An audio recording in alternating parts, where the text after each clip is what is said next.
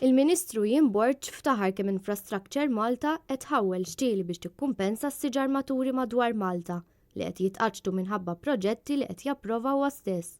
Iżda r-realtà hi li fi-Skid bogħod mill-kameras is-siti bis-siġar li hu stess qed jinawgura ftit xhur biss wara qed jispiċċaw ċimiterji ta' siġar mejta bil-art. Fost l-oħrajn jekk wieħed isur Ħad-Dingli nnifsu pereżempju minn fejn Ian Borg ġie elett isib il-ġardin Joseph Farrugia. Hawn, fil-kampanja l-elezzjoni tal-Kunsilli Lokali, il-Ministri José Herrera u Ian Borg, akkumpanjati mill-Kunsilliera Laburista tal-lokal, ftaħru li kienu qed iħawlu aktar minn 200 siġra. Illum, kif jiġdu l-filmati, is-sit sar ċimiterju tas-siġar nixfa mejta bil-għaġġ. Dan mhux l-unika ċimiterju tas-siġar f'Ħad-Dingli, l-istess xorti messet lil ftit siġar fit-taraġġ fiċ-ċentru tar-Raħal. Proġett ieħor li qabel l-elezzjoni kien inawgurat b'tant pompa u li l-eks Sindku Sandro Zoppardi tant ftaħar bih. Saħansitra ftit passi mill-Kunsilli Lokali fil-pjazza ewlenija anke l-palm li kien qed iżejjen iż-żona nixef u miet.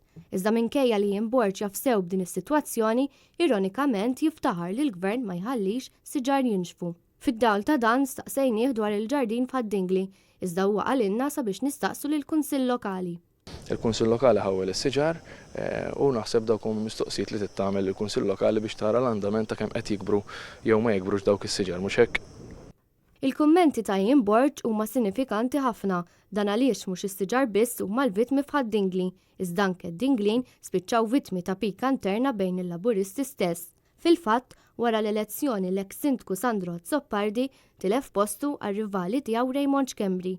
Dan tal-aħħar f'Ħad-Dingli huwa magħruf għalkemm hu qrib Silvio Schembri, il-kompetitur tal-Ministru Ian Borg fuq is-7 distrett elettorali.